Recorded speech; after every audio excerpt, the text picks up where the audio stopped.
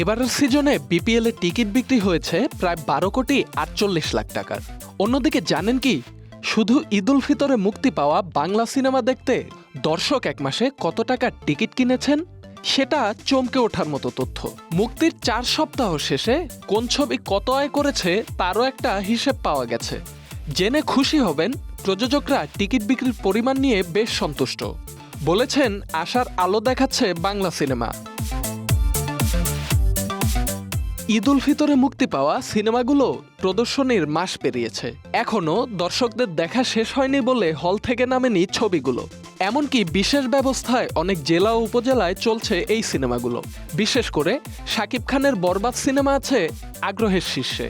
এরপর সিয়ামের জঙ্গলি, নিশোর দাগি ও মোশাররফ করিমের চক্কর ৩০২। প্রযোজক ও পরিচালক চলতি বছরের ঈদ উল ফিতরে ৭৭ কোটি টাকায় বিকিয়েছে বাংলা ছবির টিকিট। অঙ্কটি অবিশ্বাস্য। মাস পূর্তিতে ঈদে মুক্তি পাওয়া ৬ চলচ্চিত্রের ৩০ দিনের বিক্রির হিসেব আসতে শুরু করেছে।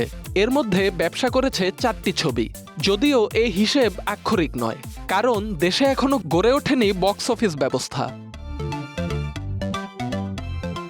মেহেদী হাসান পরিচালিত বরবাদ ছবির টিকিট বিক্রি হয়েছে ৬২,৫৮,০০,০০০ টাকার। শিহাব শাহিনের দাগির টিকিট বিক্রি হয়েছে ৭,৬০,০০,০০০ টাকার।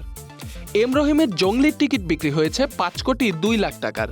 শরাফ আহমেদ জীবনের চক্কর ৩০২ সিনেমার টিকিট বিক্রি হয়েছে ১,১০,০০,০০০ টাকার বেশি।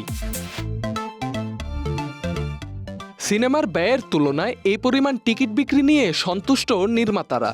প্রযোজক ও পরিচালকদের কেউ কেউ দর্শকদের চাহিদার পাশাপাশি টিকিট বিক্রির পরিমাণ নিয়ে বেশ সন্তুষ্ট। Dhaka express desk report.